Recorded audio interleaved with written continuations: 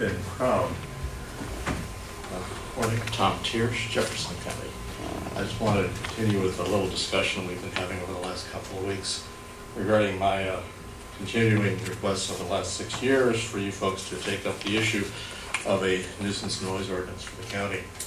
A little colloquy almost last week was entertaining and helpful. The county administrator providing some information, enumerating all the various things that are on his plate, suggesting that basically the legislative process for the county is single-threaded and that everything has to go through him, which I really disagree with, because I went back, did my homework, looked at the enabling resolution which created the position of county administrator, and looked at the Jefferson County Code, section 2.01, which lists all of the powers and duties and so forth. It's your job description of the county administrator. And you'll find in that ordinance, Jefferson County Code, the word legislative is mentioned once and only once, and it only has to do with recommending legislation in support of policies that the board has adopted. It has nothing to do with vetting of legislation before the board sees it or anything like that. So, I'm sorry, you guys are the legislative body of this political entity, and I think you have the obligation to bring up legislation when it's time to do so.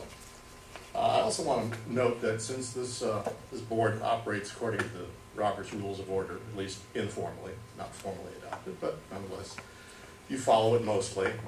Under Robert's Rules, it is the chair who sets the agenda, in concert with administrative staff. But the chair determines the content of the agenda. Board members may request items be placed on the agenda. But it is your obligation and responsibility and right to have the agenda contain whatever it wants. Now, Mr. Austin, you've said that you're in favor of such legislation being taken up for consideration. Let's just get it on the agenda for discussion. Speaking of Climate Action Committee, you've had, 3 presentations by the Climate Action Committee folks in the course of 1 year before that committee got kicked off. I recognize that was politically expedient. That's, what you got to do, you got to do.